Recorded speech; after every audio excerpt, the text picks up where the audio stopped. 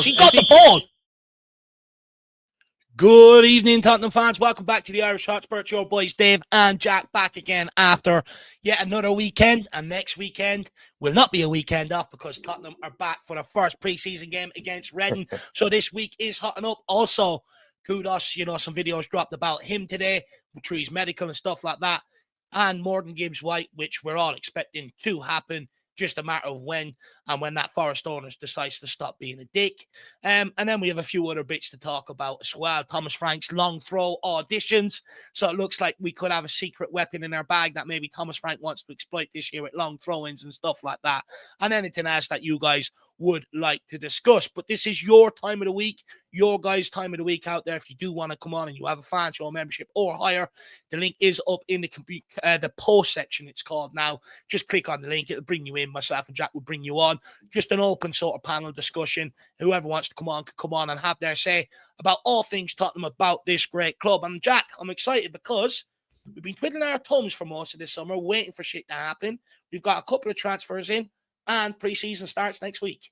Yeah, it feels like there's better stuff to talk about this time around, but fair play to the people on the fan shows before. They actually made very good use of whatever there was to talk about, in the previous sessions of this. I could probably spend an hour on the long throw conversation, the candidates who we could go through. We could probably even do a tier maker for the long throw candidates and auditions.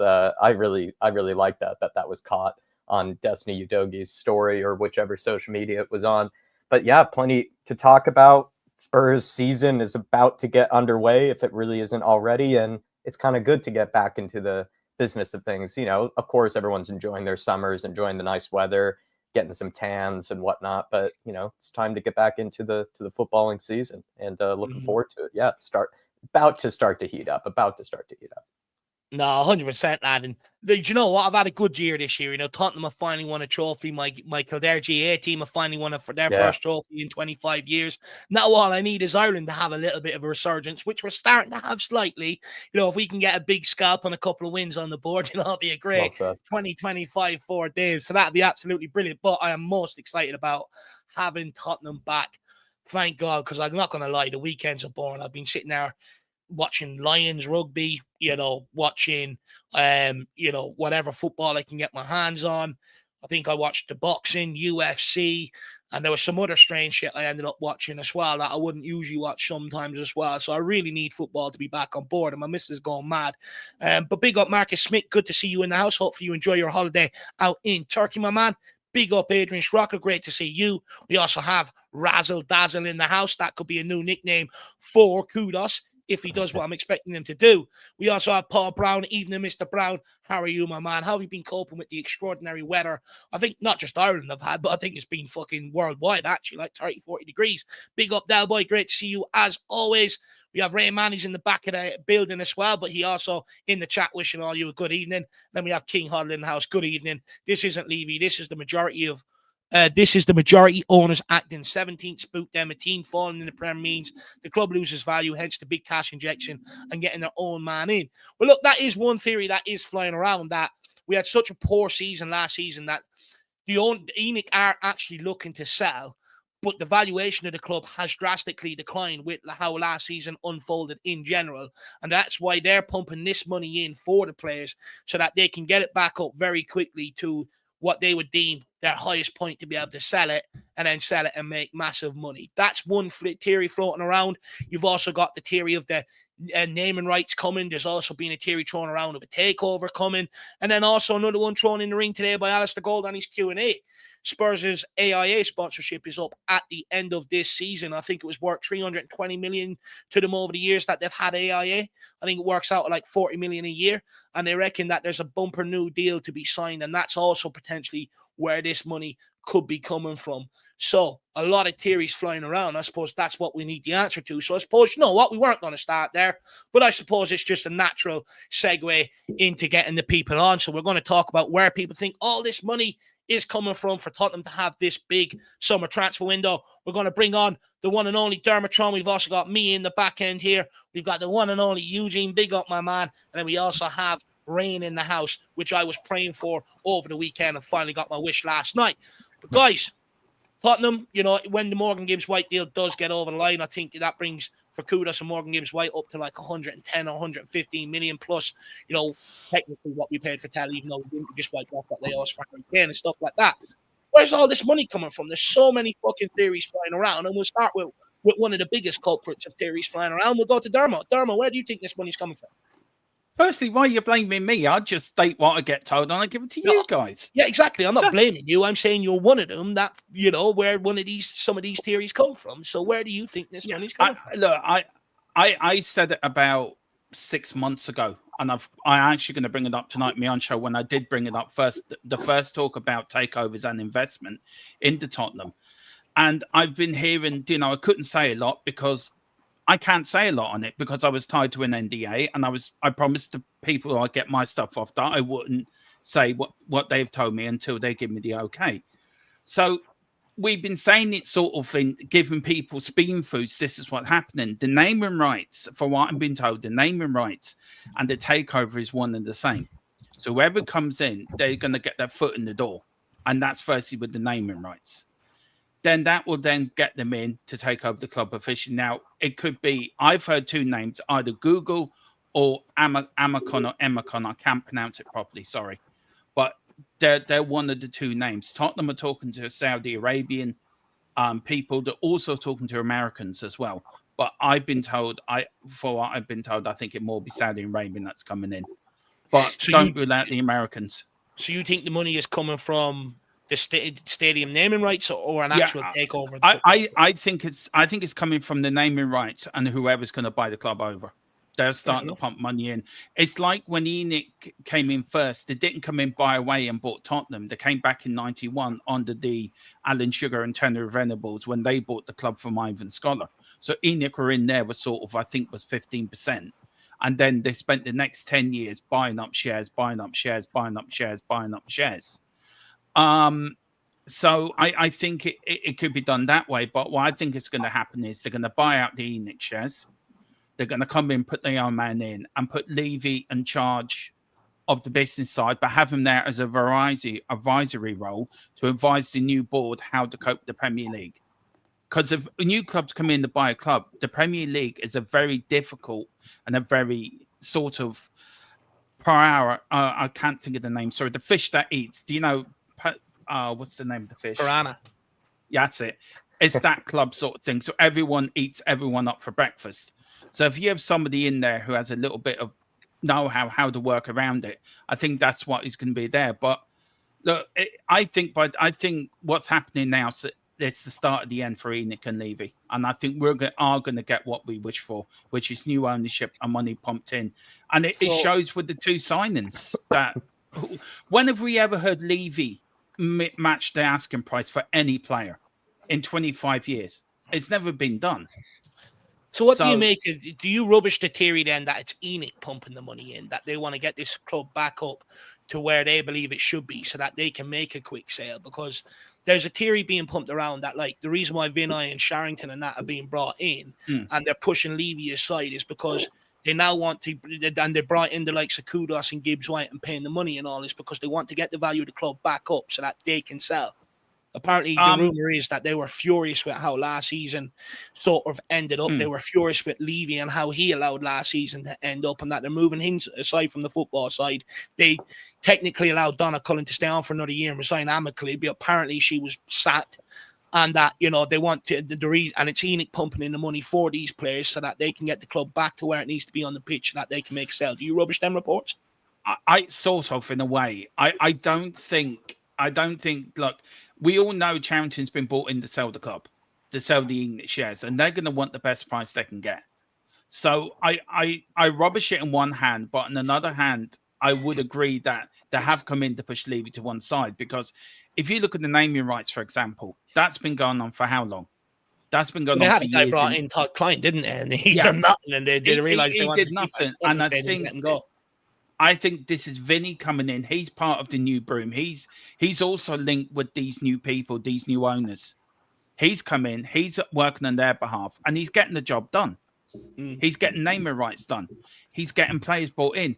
As I said before, when have we ever known Tottenham to match an asking price for a player?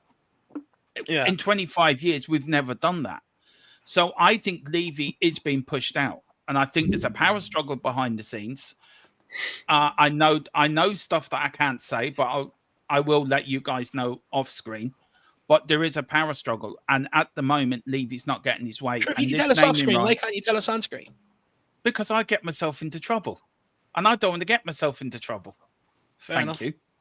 No, okay. I can't. I get myself. You know that, Dave. You know as well as I do. But I do believe. Look, I did by this time next year, or by the start of this season, half of it will be done, and I think by the end of the season, be fully done. Because what they're going to do, they're going to buy the football side.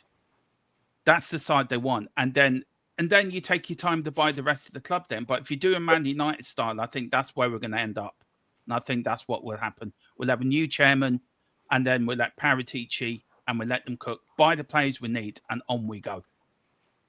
Interesting. So that's sort of what I've been told, and how I've been told for the last sort of 6 months or so. Fair enough. Well, you guys at home, let us know what your thoughts are, where that money comes from. Or, you know, do you even care? Let me know.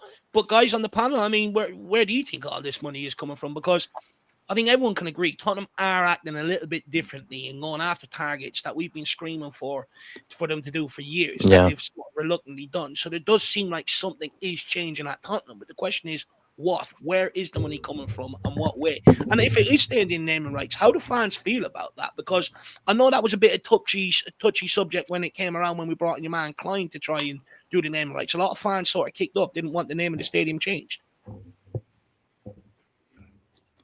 I mean, I honestly, I think Dermo is right. There's a lot of things happening behind the scene just based on the reports. Personally, I don't think us finishing 17th does anything to the value of the club, honestly. And I don't think the player transfers also increase the value of the club. We just have to look at the assets, right? If the Saudis are coming in, they're looking at the stadium, they're looking at potential hotel plans and everything else. So I don't think one season has a big impact on the valuation, I since they're think if you looking at the finish next. if you finish top 4 in the league and you get Champions League qualification, all it will make a bit. You Yeah. have a better bargaining chip to sell the club, because you can say, well, we're a top 4 club in the Champions League. We've done a lot of the work for you. All you have to do is add on it. So they will put a higher price, whether we agree or not. Whether it does increase the valuation, they see it as it increases the valuation. They believe by bringing in Kudos, Gibbs-White, it'll make a difference on the pitch, which will make a difference in league position and shit like that. But I don't think, when we're talking 3-4 billion, I don't think league positions or anything that happens on the pitch is a huge driver. It's definitely important, but I think it's everything else, right? Whoever is Oh, investing well, are looking at the next 10, 20, 30 years. So it's not specifically what's on the pitch. It's London, it's the stadium, it's everything else, right? They want to know how they're going to make their money back. Obviously, what's happening on the pitch is important, but I think other factors are just as important, if not more important, when we're talking about billions and billions of of pounds. I So think naming rights, definitely, I think that's a driver as well. We'll see what Would you happens. be okay with us selling out and being called like the Bet 123 Arena or something like that? Personally, I mean, I like the Hotspur Stadium, especially when like NFL games or in FIFA, fans outside of the UK are learning about the Spurs. Um, However, when we're talking 300 million, 400 million, that's a lot of money. So just given the way things are, I definitely think we're going to sell the naming rights.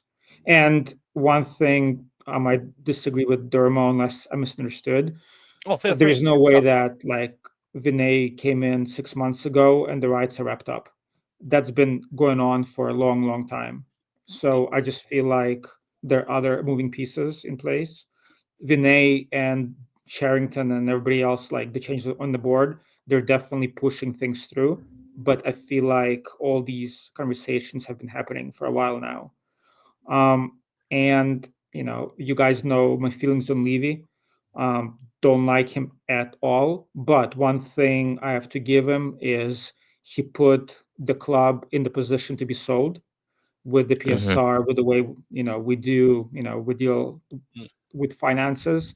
The club is in a great spot to be sold, and for the new owners to invest, and for us to kick on. So from that perspective, Levy did a very good job. And now, if we're in fact will be sold to Saudis, hopefully, and not the Americans, we'll be in a great position to kick on. And the reason why I say not Americans is, for Americans, it's business, and there's going to be, they might operate like Levy, whereas Saudis, they might mean more investment What on if the we pitch. get Todd Bowley figure though? Any Yeah, more of them but knocking around America now? yeah, but like, for example, when we were rumored with Jerry Jones from Cowboys, he's a terrible owner. I just feel like Americans are more focused on business and the returns, whereas for Saudis, given all the money that they've got, it's less about the profit and more about winning. Yeah. So That's Just true. very quickly on Eugene, what he said about the naming rights and Vinny. Vinny came in as part of for what I was told, as part of the new people that were coming in. It's their man. So he had nothing to do with Enoch. He had nothing to do with Levy. He was just put in there with the new broom, would come in there to sort this mess out. Because I think if I'm right, if you're buying a company or a club, you always have to put somebody in there to do due diligence on the club and how it runs and everything. So I think that is what he's in there for. And on the name itself, just very quickly, I think it should be called White Hart Lane. It was White Hart Lane to me. It always will be White Hart Lane. And I think whoever buys the naming rights, say if it's Google, for example, right? Maybe Google can put the sign up, but what a way to get back to the fans and get the fans on board by saying, right, we're going to go back to the original name, the White Hart Lane Stadium. and have the Google sign up there, I don't think any fan would have a problem with that. It is White Hart Lane. It always will be. So you might as well just call it White Hart Lane. Everyone's known it as White Hart Lane. You know, it's not the Tottenham Hotspur Stadium. It's not. It's called White Hart Lane. That's what it should. I think they've done it. I think they've done it, Dermot.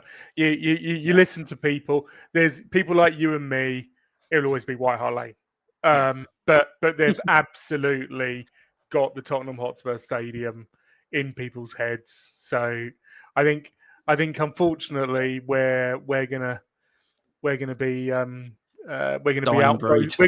Well, I didn't want to say that, but yeah, we're gonna be outvoted very soon. But yeah, exactly. Yeah. I think Let me ask you, Rain. Do you think there's a case where this naming rights thing is off the table? Because Tottenham originally brought someone in to sell the naming rights, and they discovered that, you know, the sort of advertisement they were getting from being called the Tottenham Hotspur Stadium, the likes of the musical circles, the likes of the boxing circles, the NFL circles and stuff like that. You know, they were obviously picking up extra fans and interest and stuff like that. Is it a case where they still feel the same, do you think? I think nobody's talking about the fact that recently we've had a doubling in the amount of non-footballing events that are allowed to take place at the stadium. I think it's gone up from 16 to 30, I think. And that has massive implications for the Saudis or for an American advertiser to put their name on the stadium to be associated with all of those non-footballing events. Because whether we like it or not, you know, the stadium becomes famous because Beyonce is at it, not because we're playing football at it, right? So we're getting a lot of money, or we will presumably get a lot of money that's being reported, not because of football, but we will be getting money for the naming rights, because it will be Beyonce at the Google Stadium or the Amco or whatever stadium. Because our recent deals in America stadium naming rights going for like fucking 700 million and shit like that, and they're going for astronomical money. And I just wonder, is there a part of the club that maybe have changed their mind on it and going, right, it's not out there now, exactly what we offer is out there now. Now do we want to put a piece of that 700 million? Because look, let's face it, with everything we host, Tottenham ain't going to take a deal too much below that, in my opinion. Yeah, I think absolutely. I think it's clear that there is boardroom shuffling going on at Tottenham Hotspur Limited, and that may be very boring to us, but it has massive implications to the direction of our football club, and we can already see that. I think we can absolutely see that on, you know, how we're behaving in the transfer market. I cannot describe how excited I was when the whole Morgan Gibbs-White stuff came on. I know we're going to talk about it, but I cannot describe how excited I was about it. I'm gonna challenge some of the things that have been said. I do like to challenge them. Let's go. I do like to challenge sort of the standard wisdom. I don't think that we're a more attractive club if we finish higher in the league. I think if you look at Man City, if you look at Newcastle, they were not bought when they were winning. I think that's very much a fan perspective, and it's natural. But I think from an investor perspective, when you buy something, do you want to buy at the top or do you want to buy at the bottom? You want to buy at the bottom. You want to buy when something has not achieved its full results. You want to have some people to go, do you know what? We bought it. We got involved when it was 17. And look at it now. It's second, it's first. Right? That's the attractiveness to investing in somewhere. It's buy at the bottom, sell at the top. Is there many of them clubs left though? Like, you look at it, like, you know what I mean? Like, not like even clubs down in Championship, League Ones now are all being taken over by big business people and all that sort of stuff. Like, is there actually them options left? And also, what I would add to that as well, Rain, is that Tottenham, you're not just buying the football club you're also buying into what else is the possibilities. Like, we're getting a hotel. There's supposed to be a cinema going in somewhere. There's, F1 track, stuff that no one thought you would see at a stadium. Absolutely. I mean, the possibility is endless. You know what I mean? Of what you can bring to Tottenham Hotspur. There's also stuff that is still required to be built. So, like, you're also getting your hand on prime real estate in London. And, when I hear people buying houses, even small apartments in London, they're not fucking cheap. You know what I mean? So there's a lot more you're buying into than just a football club per se. And it's not just again, if you look at Man City, right? They didn't buy Man City when Man City were a top 4 club. But not only did they buy Man City to achieve sporting success for whatever that means for those group of people, but also they renovated huge amounts of Manchester. I actually played football at the Etihad when it was before it was all redeveloped for a corporate thing, and all around it was just industrial estate, and they've redeveloped so much of it. At Spurs, obviously we've got Dave, like you say, the hotel, but they're also talking about doing something like a Wembley Way, which is just loads of hotels, loads of flat developments. This isn't just money. This is also about kudos. This is not kudos, but this is about sort of demonstrating how important to a lot of these people, right? Money is actually means very, very little. They've got so much money that it's actually relatively irrelevant. Obviously, they want to make more. All powerful people want more power, and money is power. But what they also want to be is to be seen to be powerful. And if that means that they can be the ones who, look at what I've developed, look at what I've built, look at this palace that I built in terms of all of these developments around Tottenham, then great. But I just want one thing from them, which is another train station. That's all I want. Preferably a lot closer. Better overground line. White Hart Lane serves its purpose, but I definitely agree. We need something that stops much more closer to the stadium. That's for sure. Either way, the walk is sick. The White Hart Lane one, you can get to, but on a match day, it could be a bit of a nightmare to be able to get the connections and shit like that. So, yeah, I definitely agree with that. That's one thing I want, but we probably won't get that. You'll probably get an electric charging point somewhere and shit like that rather than a train station and stuff. Anyway, let's bring Mia in, and then we have 2 chats that I want to get to from my man K32. Big up, my man. Hopefully you enjoyed the weekend. Big up, Kieran. Mia, what's your thoughts on, everything that we've been speaking about here about the money? Where do you believe it's coming from?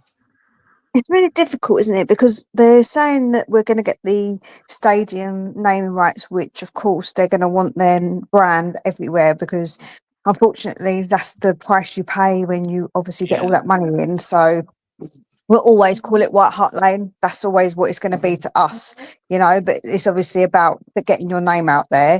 So I think that part of it will come from that. And it's really hard because I think that the reshuffle and everything that's going on suggests that there is more to it and that we will be getting investment, but will we be getting full investment?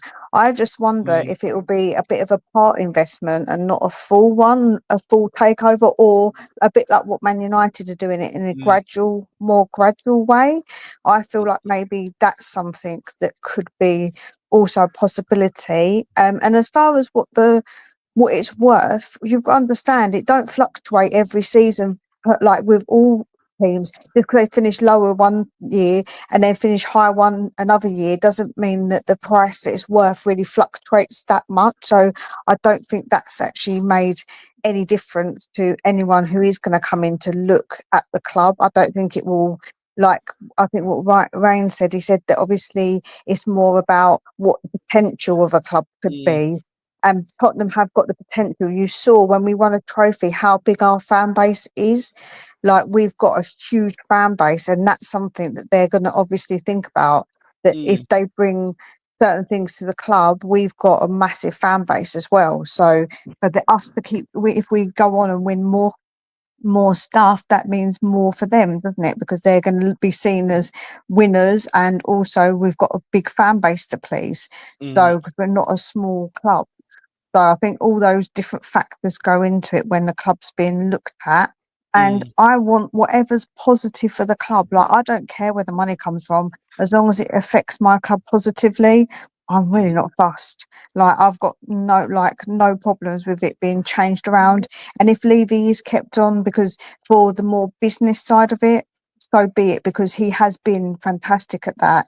And they might see that as obviously a really good thing. So if that's the case, sorry, the dog keeps barking what she's barking at. But if that's the case, then yeah, I think obviously that wouldn't bother me either. Like, I feel like whatever is best for the club, if someone comes in, is what I want. No, and look, I completely agree with you. Like, to be honest with you, and I've always maintained this, even when there was fighting around Enoch and Levy and stuff like that, that I'm not just going to jump at the sight of first owners, because there's potentially different reasons why people could be investing into this football club or wanting this football club. There's as many as there is Man City owners, there's also like, so your Mike Ashleys and people like that and stuff like that. You know what I mean? So for me, it's about what their intention is for this football club. You look at Ineos when they first came into United, and look at it now. United fans already want them out again very, very quickly and stuff. So for me, it's got to be people that have the ambition of going to win the Champions League, wanting to win the Premier League, but backing up with the players and stuff like that. After that, what they do around the area, to be honest with you, I couldn't care less to a large degree. You know what I mean? I couldn't care less as long as it benefits the area. If there's good jobs for local people, there's more immunities for local people and stuff like that, then do what you want around the area. But apart from that, my main focus literally is, what are you going to do for this football club on the footballing side of things? What's your ambition? What we don't want is someone that sees it as a business opportunity and go, right, well, I can run it the exact same way Daniel Levy and Joe Lewis has done. And then if I can just bring a little bit more success, then I'll be able to sell it on for more and stuff like that. So, I really want to see what the intentions are for these new owners coming in me rather than just jumping at the first sight. But again, it's so confusing where this money's coming from, because there's everyone's reporting to be ITKs and everyone's reporting different fucking things. I know, that's why I said you've got to just take everything with a bit of a pinch of salt. And that's why I said perhaps it's maybe money being invested partly, and like, it's not going to be a full sort of takeover, because I would like to think that they would want to do obviously right by the club. Like, I do believe that Levy wouldn't just want to sell if he didn't think, because this has been his baby, his project for that many years, and I can't imagine him just selling it, handing it over just to somebody who doesn't maybe feel the same way about business that he does. Like, I've got a feeling that he just wouldn't do that as a businessman. I don't think he would want to sell it over to somebody who is just going to be someone who just comes in for like bad intentions. I know that people are going to say that's silly, and I don't know, and that's just my feeling and my thoughts, and it's obviously not fact. Just like most people who say about Daniel Levy don't know him, so none of us know what's in his head. But yeah, I would like to think they're going to do what's best by Tottenham and not just sell it to any old person, because Ineos I've got friends at Man United fans, and they're fuming with the way that he's gone about it. Absolutely fuming, because they've just come in and he's just said, right, we've got no money, we're broke. And they're firing people who've been there for years. They're saying they can't afford this and they can't afford that. It's just craziness what has gone on at Man United, if I'm honest. Yeah. And we don't want that. We do not want that. Sometimes is- I know it sounds bad, but sometimes the grass isn't always greener, because that Man United found out. But sometimes the grass is greener, as other teams have found out. So. And that's the problem here, right? Everyone was quite excited about Ashley because they thought, he's got lots of money and he's gonna. And then it turned out it didn't work out right. And it's likewise with Ineos. All of the Man United fans, were well on board. Oh, we're finally getting rid of the Glazers, and now look where it is. So yeah, I completely agree. Sometimes it is the bed of the devil, but who knows? Who knows what? Yeah. I sort of go back to. Sorry, Jack. Go on. Sorry.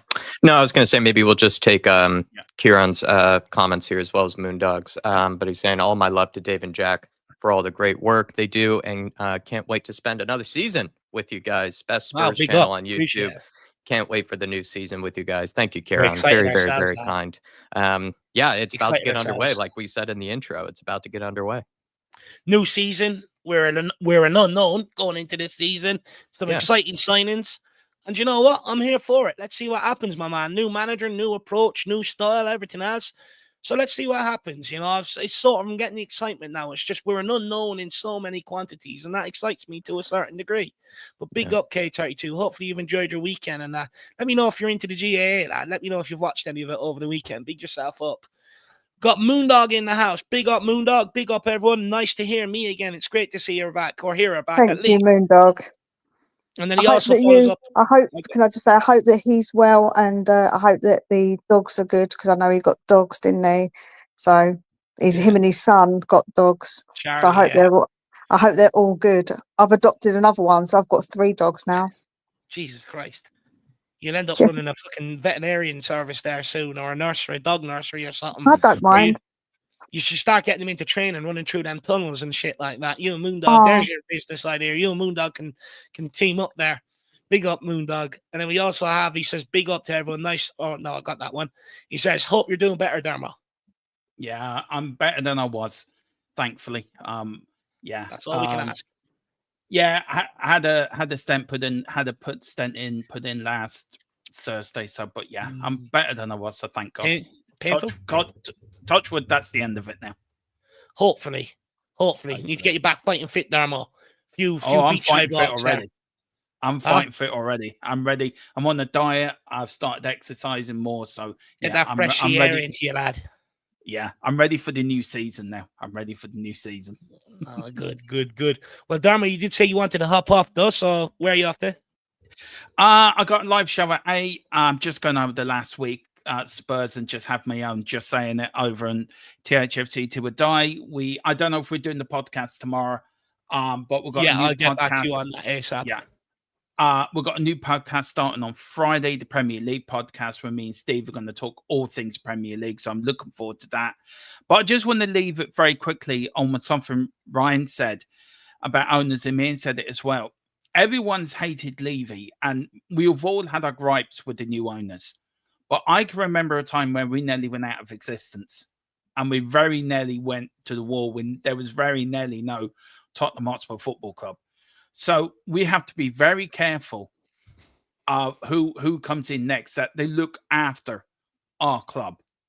Because Scholar came in and just he came in, didn't have a clue, and we nearly went belly up. Levy came in and he's taken us now to the next level. We have to be careful. Comes in, I want them to look after my football club. I don't want to go back to where we were under Scholar and with Venables and Sugar to come in and save us. So, we've come a very long way from them dark days. But I think Levy does deserve some credit for what he's done to the football club.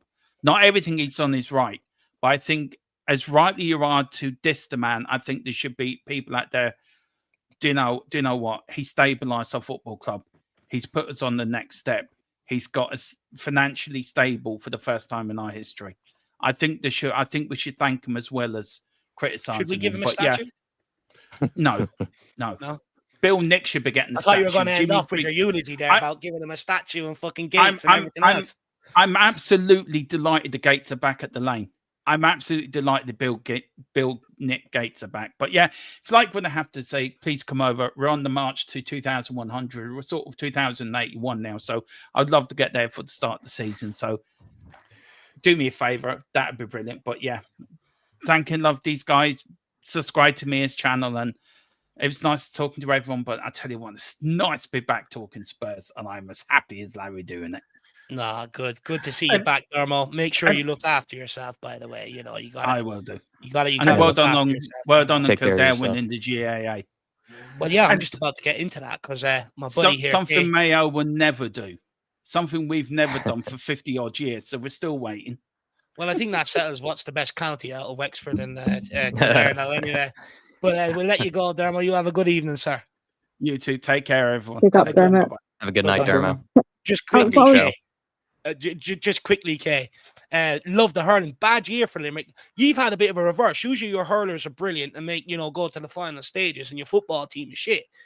Well, sorry to say it, but we bet your football team over the weekend to pick up our first trophy in 25 years. And to be fair, you should have won that game. You took your foot off the gas when you were in ascendancy in the second half. But it was a cracking game. But, Limerick done themselves well, very well. Considering they're a Division 4 team on the rise, they've done very, very well to even make it there. So, fair play to them. Big up, K32. Hopefully you enjoyed the weekend. I certainly enjoyed mine. Sorry, I know it's against your county, but I certainly enjoyed mine. I was quickly going to say, instead of a statue, may I suggest maybe an egg and someone can draw Levy's face on it outside Tottenham? Definitely don't give him a mural, because you've no idea what people are gonna deface it with. That's why I suggested a little egg. A little egg be fine. But what I would say, just on what I have my opinions on Levy and Enoch, but you cannot deny the fact that over the last 25 years, when you look at the clubs which are sort of a semi-equivalent to us, right? In terms of history, Everton, Villa, maybe not Newcastle. Newcastle is a relatively big club. These types of clubs. I know that we look up. I know that we look at the clubs that have won lots of trophies over the last 25 years. But when you look at those types of clubs, Leeds was a massive club, and they have had so much financial turmoil over the last 25 years. We've been relatively stable. Now, some people would say, relatively stable with 2 trophies. But we have at least been, at least we've never been relegated. Let's put it that way. Whereas, where maybe not Everton, but certainly Villa, Leeds. Look at what Leeds have been through. So you do have to be careful when you're wishing for change. Look, honestly, sorry. No, go on, Eugene. I know you're going. I think with the way football is right now, any new investment or any parties who want to buy the club, either it's going to be people who want to take money out of the club and treat it like a business, or it's going to be sports washing situation. So I think we'll just have to live with one or the other. So I'm trying hard to separate kind of my moral, like my views on things outside of sports, and just stick to sports. So if I have a choice, having like a hedge fund or somebody like Ineos, or a state, even with a sports watching situation, I'll be like, you know what, I'll try to separate that from sports, and I'd rather go with that route, because unfortunately that's where football is right now. Unless you're owned by cities, by country. Not only football, a lot of sports are going hard like to that compete. now. Exactly. But then saying that, I feel like that people go on their moral high horse, Eugene, when actually we all own phones that are made immorally. We all wear shoes that are probably made in, by by children, barely in anything, locked up in factories. So I think that people, when they try and take the moral high ground, forget that. Unless you live off grid with nothing, then I don't know how people can really say about morally, because we all know that we all accept on some level some sort of immorality when we buy these things, knowing that they're not come from the best way, if that makes sense. But Mia, do you know, like, one of the reasons why I started following the Prem personally, I really liked the grassroots, situation of the Prem clubs and the community, how the clubs have been around for 100+ years, and it's all about the community, and that's obviously changing and has changed in the past decade or two. It is what it is, but just for me personally, it's a bit of a shame. But again, of course, it is what it is. So we'd all like to live in a world where we're all like got all things lined up and everything's morally correct, right?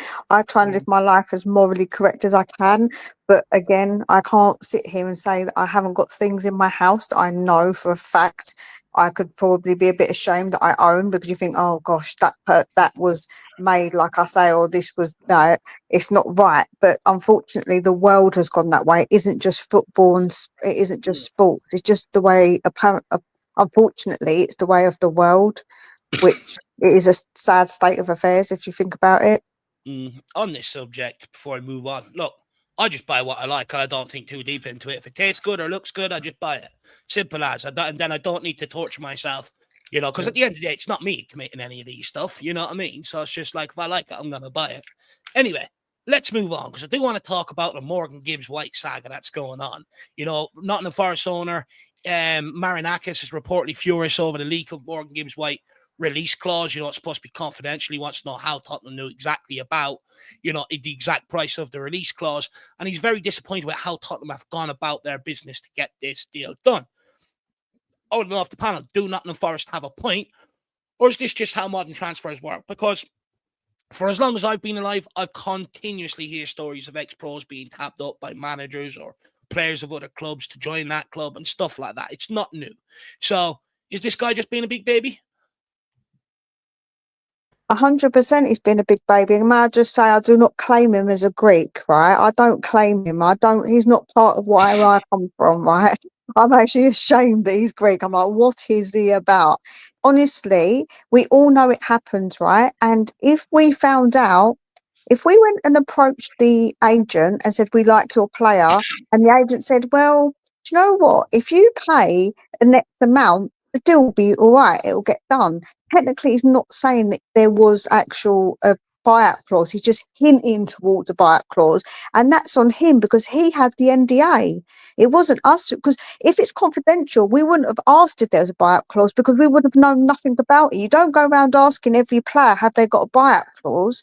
So if it's confidential, we wouldn't have known anything about it. So I doubt we would have asked them. So we've been fed this information. So it's a bit of a them problem, not an us problem, because at the end of the day, we haven't done nothing wrong. We just got told information that perhaps we shouldn't be told. And there's no proof that he actually done that. Like I say, he could have said it in a roundabout way, not to break the NDA. He doesn't have to say directly that there's a buyout clause for him to tell you there's a buyout clause. You can word it very carefully and say, and so like I say, if you pay in this amount of installments, the job will be done. That's all he has to say. That's technically not saying that there's a buyout clause.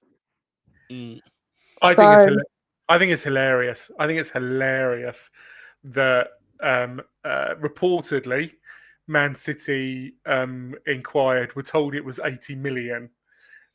So when that's too much, and he seriously thinks that that's the way that he can do business. He can have a set price in a contract that where if somebody bids that price, then the asset, that's what players are, right? The registration, the asset has to be released, and he can keep it a secret so that he never has to actually do it, whether he knew about it or not. I think that's just ridiculous. I'm half Greek, and Mia's saying that she doesn't claim him. I learned as a young kid that a conversation around my family table when I used to go and visit my relatives, it as a Brit, it came across to me as everybody shouting, but actually it's just a conversation in Greece, and this is the way it is. We are a very emotional people. He is acting very emotionally through all of this. I cannot see. I was so excited by Morgan Gibbs-White. We got kudos done. And then Morgan Gibbs-White was announced, within about 4 hours. And I was just like, this is brilliant. And I love Morgan Gibbs-White. I think he's an amazing player. He would absolutely, he would uplift our team so much. But I don't get I don't get what's going on with it. If he has a problem, then the problem is damages. He cannot stop us from buying a player. He cannot stop us from buying this player. I just don't see how that works. If there was a release clause and we've met it, then fine, then that has to go ahead. If he then says, well, actually, you found out that release clause through nefarious means, and that's damages. That's not. You can no longer buy this player. So he just needs to be told just to deal with it. As I said, though, he can't prove that, because unless he's got specific proof that we actually specifically asked them for the buyout clause, which we wouldn't have known about, because you don't go around just asking, have you got a buyout clause? Have you got a buyout clause? So how would we have known about it unless they told us? So we were told. Look, there would have been an agent. It could have been come from Gibbs-White himself speaking to a player. It could have come from anywhere. I mean, there's look, nothing's really a secret in football anymore, to be honest with you. Everyone's claiming to be ITKs and everything else. There's no secrets in football anymore, and look, at the end of the day, the deal's going to get done. But I do like Martin Knightsbridge comment here, though, on it. He says, how ironic is it that Spurs never pay release clauses? And the first time we do, we supposedly did it wrong. Yeah, seriously. We finally, we show some bit of ambition. Finally, just give the team the money, and then now we get in trouble for it. It's just, it is ironic. It's classic. Listening to Wolfie. Sorry, Dave, go ahead. No, sorry, go ahead. Oh, no, I was saying, Wolfie on a different stream, the Forest fan, he was saying the issue might be that the release clause, the contract was worked on by a different group. So he didn't know that the clause was in place. And that's why he's putting up a stink. And honestly, to be fair, if I was a Forest fan, I'd like my owner to be difficult. So from our perspective, it's not a good look. Hold on a minute. Can I just say something, Eugene, where that's a slight hypocritical stance on your part, because you slag off Levy for being the way he is, and sometimes doing like money deals and saying he wants to pay less, yet you're okay with the way that Forest owners are behaving. And I'm not saying that either's correct. I'm just saying it's a bit hypocritical, is it not? No, me, it's the opposite, right? Levy, I'm slagging off Levy for transfers, but Levy does an amazing job when somebody's trying to get, somebody from our squad. Levy is very tough to deal with. So on the purchaser side, yes, I have an issue with him. But when we sell players, we always get the top dollar. So I feel like from that perspective, he's good. But that's still him being awkward in some senses, either way. But you're saying you'd want an owner like that. So you're just saying that about Forest's owner, but not both, like not for our owner. When actually I think that he has behaved much worse, because he throws his toys out the pram about literally everything. I wouldn't want that from my owner personally. I mean, from a smaller team, it's not great when you lose all your best, the players who are carrying your team. So for a team like Forest, having an owner who's difficult to deal with, for fans, I think, I'm sure most of the Forest fans are happy with the way things are being done. Again, when Madrid came for Bale, or if Bayern comes for our players, I would want Levy to be as difficult as possible if they're trying, to tap one of our players. Same with Gyökeres and Sporting, right? And exactly. And the way it's they have to dig their heels in. But coming back to part of the question that Dave asked was about tapping up, and I just think it's a nonsense, right? It's quite clear that the way that transfers work these days is, I'm sure, Dave, we spoke about this a few weeks ago, about super agents. Yep. The way that transfers work these days is, if you need a player, you don't go to a club, you go to their agent. Yeah. And you work out, would this player be interested? I think. And every club knows that, because they pay agent fees, by the way. They do it. That's what agents. That it never used to be that way. but that is the way that it now works. So is it that we've done it wrong? Is it the Marinakis, has a rightful complaint, or is it just the way of the world doesn't work the way that he wants it to? And I think it's the last one. Yeah, I agree. Look, for me, I think it's absolutely nonsense. I think he sold Anthony Elanga. I don't think he was expecting on selling Morgan Gibbs-White. You got to remember, Nuno's the manager. Nuno bought him from Wolves. It's clearly the main fulcrum in their team that they want to build around and stuff like that. And I think he's just trying to, stick up for Forest. Look, this guy has a history. He banned Gary Neville because Gary Neville said words. Roy Keane was doing an interview to come in as Martin O'Neill's assistant, and he turned around to Roy Keane and says, "Why do you want that much as a coach? You got enough money. Can I not pay you less?" and stuff like that. This guy, brought financial fair play rules to try and keep Forest in the Premier League and all. I think he's just sticking up for his club and his name to a certain degree. I don't think he likes to. I think this guy's used to doing what he wants and getting away with it. And I don't think he likes the wheels being turned the other way on him. And that's what Daniel Levy's done. He's gone, shut up, Marinakis. I'll have Gibbs-White. Take the 60 million. I don't care what you do with it. And Marinakis is crying, because Daniel Levy has got the better of him. He's been smarter than him at this moment in time. And he's just angry and he's upset. This guy has a history. He berated Nuno. Nuno brought them to 7th place finish in the fucking Premier League, over an injury because he missed out on Champions League football. I mean, they have no right to be in Champions League football. Do you know what I mean? It's absolutely madness. This guy's just an absolute douchebag.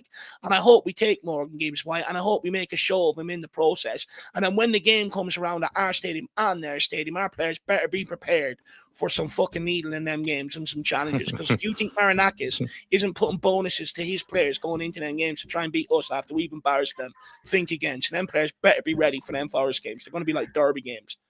So Can I quickly just say hello? I'm not in the chat to Lisa and Martin Lightbridge because they both called me, said about me being back, but I'm not in the chat. So I think something that has stuck out for me as well is for both Kudus and Morgan Gibbs-White, firstly, Kudus has said it in his videos, but it's very clearly being reported that Morgan Gibbs-White has said, I want to go to Tottenham Hotspur. So both of these players are saying, I want to play for Tottenham Hotspur. Where is this coming from? I think, firstly, a big shout out has to go to Mr. Angelos Postecoglou for getting us into the Champions League, because I think without the Champions League, we don't attract it's a huge draw. Or Kudus. But how refreshing is it to hear these players say, I want to play for that club. I don't Kudus apparently was attracting interest. There's tentative reports that Morgan Gibbs-White said, I don't want to go to City, maybe because he doesn't think he'd play regularly. I want to go to Tottenham Hotspur. It feels great that these players who we want, I certainly want, are saying that they want to play for our club. Yeah. I think the Champions League is a huge draw for most players because guys who want to go to the next level, they feel like they have to play at the highest competition, which includes the Champions League. And then the Premier League is already a huge draw for the majority of players around Europe. But then combined with the Champions League, it's the highest level of football that you can really achieve as a player. So you're right. I mean, it goes a long way. And I wonder if, maybe with the Thomas Frank situation of that he has this reputation of developing players, maybe that's also, a big part. There's a lot of guys who are maybe on the younger side of things feel like Champions League, Premier League, big club, new manager who's, has a reputation for developing guys. It's a lot of green flags. And we've a lot of ballers as well. So if they can all link up, we could about to see something amazing if Frank can get that to join. But look, I do want to let Eugene go. Don't want to keep him. I know he's a busy family man. So we're going to let you go. Any last words, and then we'll let Jerome in. He's been patient. But Eugene, any last words before we let you go, brother? No, thanks for having me on. Jerome is on, and he'll speak for me. Him and we always think alike. So whatever I would have said, Jerome was going to say. So big up, boys. I'm just excited. Like I said, I think last week I woke up in a different timeline when I saw, all the news. Very unexpected. I'm real excited. The Gibbs-White deal is going to get done for sure in a couple of days. Now, if we get Adam Wharton, it's going to be my dream window. So hopefully we're going to get things done, and I'm excited for the first Love it. time in a while. I'm looking forward to the season. Yeah. And you know what? I love that you haven't just settled for what we've signed. Like you realise in CDM, another left back, We fill need the a whole six. squad. We We've need a got a six. push on. Absolutely love that. Eugene, big yourself All right, up, man. boys. Enjoy Thank your you. day. Have a good one, buddy. You too. Bye-bye. Bye-bye. Big up, Eugene. I love Eugene, guys. So make sure you show him some love in the comments. Jerome, welcome, sir. Your ears must have been boiling, you know. You must have wanted to come on and disagree with someone. What have you got to say, my man? Nah, I just woke up as well. I saw the fan show and I was like, oh, crap. I'm going to miss the fan show. Good to have you. Good to have you. Well, look, we're talking about the Morgan Gibbs-White situation. What do you make of it all? Look, I'm like Eugene. It's going to happen. I'm like all of you. We know it's going to happen. It's like the only thing that annoys me is Forest. We're just being like crybabies because they were definitely intending to sell Gibbs-White. They were trying to sell him to Man City. They were trying to get like 90, 100 million for a player that's not even worth that. So technically we came in and triggered the release clause, and then they got red-faced because I'm pretty sure City must turn around and went, hold on a minute, 60 million? What the hell is this? So you're trying to rob us of over 30 million for a player that's worth 60 million with a release clause. So I'm pretty sure they are red-faced for the moment. So the legal actions and the complaints and whatever, it is in the contract. The release clause has to be in the contract. There's no NDNAs for it. I'm pretty sure there's no one, but you can say you can't be talking about the release clause because who says there's a non-release clause or something, non-disclosed release clause or something like that. It can't be. It has to be in the contract, has to be said, and everybody knows about it. So if we went it and triggered it, I don't see any reason why we can't get our player. For me, I'm just chilling about this. I'm not even bothered. It's gonna happen. Just an update here from the Daily Mail. Nottingham Forest attempted to resolve the conflict with Tottenham over Morgan Gibbs-White amicably, but failed to do so. Shock horror. Consequently, they have sent an explosive letter to both Spurs and the Premier League. The club have also threatened legal action. So that's where it stands right now. I'm not sure what an explosive letter is going to do, to be quite honest with you. It's a bit, Joe, Do we I think it's think would have. Yeah, go ahead, Mia. Yeah, sorry. Sorry, Joe, I think would have happened. I think they're demanding more money because I think he knows that he got stuffed, and I reckon that Marinakos has said, "Listen, I want X amount, and we'll just hush it up and let it go." Yeah, and Levy's gone, "No bloody way! I ain't doing that. Like, we didn't do nothing wrong. You can't prove it. You can do what you like and say what you like. 100%. Ain't gonna happen, mate." So I think that's what's happened. I think he tried to get some hush money out of us, and we said no, because if you bow down to them like that, then they're gonna always try and take the mick, ain't they? So 100%. Couldn't agree more with that. I think reading between the lines, that's definitely the case. Jack, you wanted to say something? I mean, it seems like everybody's just assuming that the deal's going to get done no matter what. Like people like Tyler. I mean, I've spoken to Tyler. I've spoken to some other people I can see in the members group chat now that Jerome's in it as well. There are some people who seem to think that there's a chance it won't get done, because of this. But it seems like everyone is just, kind of just assuming that it will. In the player's way, though. If we've met the release clause, he physically can't stand in the player's way, and I believe the player still wants Tottenham. So if he still wants Tottenham, then as far as he still wants Tottenham, I think the deal is on. But I do understand what you're saying. Look, to be honest with you, there could be some sort of loophole or some legality within the Premier League and all that we just don't know about that might come to light that hasn't been used in like 1,000 years or some shite like that. But at the end of the day, it could be the case. It could be the case, Jack, that it might not get done. But I don't want to think like that. I want to think positive. I'm winning in life. I'm winning with all my football clubs and everything else. I just want to think positive, Jack. It's certainly happened in the past, right? I think most of us remember Suarez and Arsenal, and then bidding 40 million and won, and it was just like it was the perfect. Any bid over 40 million would have got him out of Liverpool, and they were only going to bid that if they knew that Suarez was interested, and then Liverpool kicked up a fuss, and another one where Steven Gerrard had reportedly all but agreed to go to Chelsea. and the Liverpool fans kicked up such a fuss that he didn't end up going. I'm sure there's plenty others that we can remember where there were, but I think Marinakis is doing Morgan Gibbs-White a massive disservice here by dragging him through all of this. If you're Morgan Gibbs-White, you're very reluctant to sign a new deal or anything like that now, right? You're sort of just going to push for it. Yeah, but not just that. But how is he gonna? You know what we're like, right? You know what fans are like, right? Morgan Gibbs-White has clearly said things that are now in semi-public domain. The Nottingham Forest fans are not going to forget what those things are. Is Morgan Gibbs-White gonna play his way through the next season at Nottingham Forest with that hanging over his head? Is he going to turn around and go, actually, I never wanted to go to, it would take something massively public for him not to have problems with the Forest fans. It is a done deal. Marinakis is just dragging it out.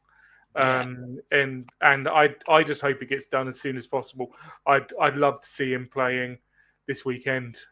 Do you know the what? thing is, That'd be unreal. what I was going to say is, the thing is, even if it doesn't happen, we know Tottenham has £60 million to spare. So if we don't get Morgan Gibbs-White, there's £60 million we can spend on somebody else. Who else can it be? Who else can we join to have £60 million? Oh wait, Eze. Why not? Because we do have the money for it. We should be able to, even if we don't let Gibbs-White, we should be able to get somebody else. So I don't know. I'm not fussed. I'm really not fussed. I wonder, would the club pivot? Look, I think I said this to you last week. I don't want to dash your dreams. I do think Eze is probably off the cards now, at this point. But if they can't get Morgan Gibbs-White, maybe it wouldn't be a bad pivot, to be fair, to go and get Eze if that was the case, if he's still on the market. Look, but big up Shawnee. I want to bring Shawnee in there. Didn't realize it was Shawnee. I was trying to sit there for a minute going, who's this guy? Do I know him? I was going to ask him who he was and everything else. Then I recognized his background. He looks fucking completely different from the last time I'd physically seen his face. So, Shawnee, how are you, my man? I'm doing well. Just got the haircut today. It's been long overdue. So, again, I think the Gibbs-White situation took about fucking 15 years off you. I hope you tipped the barber. I did always tip the barber. If you don't tip the barber, the next time he remembers, and you don't get quite as clean of a cut. Like, you get a decent one because you paid for it, but like he doesn't put the extra effort in. Yeah, fair point. Fair point. Well, he's a fucking great barber. You can tell him I said that. Anyway, Johnny, what's your whole thing on the Morgan Gibbs-White? And I do want to sort of ask you this as well. He did show up today at Forest training, in Tottenham colours. I mean, what do you make of that as well? Is that a message to the Forest, to Nottingham Forest? Is it a PR stunt or just a coincidence? I mean, I think it's a clear message. Again, we're in a weird situation here, regardless of essentially whether that was a secret clause or not. Every other club in England now knows about it. So Gibbs-White is leaving Forest this summer for someone. So at this point, I mean, even if like we somehow end up not getting him in transferring targets, Arsenal will just go in there if they can't get Eze across the line, or United will go in there and someone will just be like, here's 60 mil, because it's no longer a secret release clause. But at the same time, the problem is there's no way to legally prove this, because even if his agent told the Spurs player, like staff directly, unless they've wiretapped him illegally and recorded that conversation, there's zero evidence that will hold up. So it's really more of stalling, which is frustrating because we're starting that preseason and we want the player in as soon as possible. So it's a bit of a disruption. And it's really more of a waiting for the Premier League to hopefully look at the complaint, see zero evidence, and tell him just to piss off. He's been making a lot of complaints, some of them with more founding than others. He hasn't been particularly successful, so it's a bit of a delay tactic. But I feel like if I were a Nottingham Forest fan, I would be embarrassed. You've already screwed up by leaving or by not addressing the cheap release clause in the contract prior to this summer, which again they might not have had a chance. So it was always a risk that he was going to leave, and I almost feel like they're concerned about getting a replacement in at this point because everyone's going to know they have $60 million. I almost feel like letting it kind of drag on in like this is probably worse. And any other player that was thinking of using Forest as a stepping stone is going to remember, wow, they were blocking people's transfer on a release clause. Maybe I'll go to Brentford or another club already. So it's just one of those things where I don't see any logic in how this helps Forest. So it's a salt factory. It doesn't. Marinakis just has a clear fee that he thinks he can achieve, like Lee is saying, I think. And he's just throwing his toys out the pram because he's not getting it. And that's why he's come to Tottenham going, please, can you pay me an extra 20 million? Daniel Levy turns around and goes, we're not a charity. Fuck off. It's that simple. But, I mean, can we all take a minute to applaud this excellent shithousery from, Morgan Gibbs-White here? He's just clearly put on the white and the blue just to piss off Marinakis. I'd love to get a picture of Marinakis' face when he's seen this. This is absolutely brilliant, superb shithousery. Great shithousery. And this is the sort of Do you guys- people Tottenham need. Do you guys really believe in that he's done this intentionally? Dave, made a convincing case, behind screen. 100%. Like he's coordinated that outfit. That was not an accident. No, I believe it's just random. It's just a random outfit. Come on, guys. Let's not be like this. Come on. Again, the players know they're going in there on that first day being photographed. Mm-hmm. Most of the players seem to treat it like a fashion show of some kind. I think there's some specificity in how they choose their outfit. Oh, The first day is that recorded thing. So I think he's making a point. And again, I think what the best part of this will be is what shithousery they come up with for the announcement video, and really taking the piss out of the club. I mean, something else that's really stuck out to me with both Kudus and Morgan Gibbs-White, and I don't generally like to go down this route, but it's been so stark that I have to comment on it. Is the reaction of the West Ham and Forest fans? The West Ham fan is the best. Why does it? Do you not enjoy it though? Why does it? I Not enjoy it. really, because I don't. I do. Really? I enjoy that so much. I enjoy it so much, man. I love, especially West Ham. The way West Ham. You know what really made me enjoy this? The announcement video was so cold. It was so cold. It triggered them so bad because And it's even better that suddenly we're European champions as well. It just gets more out of it. It's brilliant. yeah. Especially when they said when I only want to Tottenham play the track and we went champion. That is Tottenham get battered everywhere they go. You know what I mean? So okay, we get battered where we go, but you also sell your best players to us. So shut up. It's brilliant. Yeah. But the way West Ham fans were reacting, though, is just amazing. It feels like a Sol Campbell moment for them because they just went to him. All right, you always wanted Tottenham. Okay, you just put a target on your head, my friend. When you come to the London to the Olympic Stadium, I'm thinking you ain't gonna do anything. You're so far away from the pitch. Why would you be scared coming there? It's like the reaction is just amazing. They try to tell everybody, oh, he's not our best player.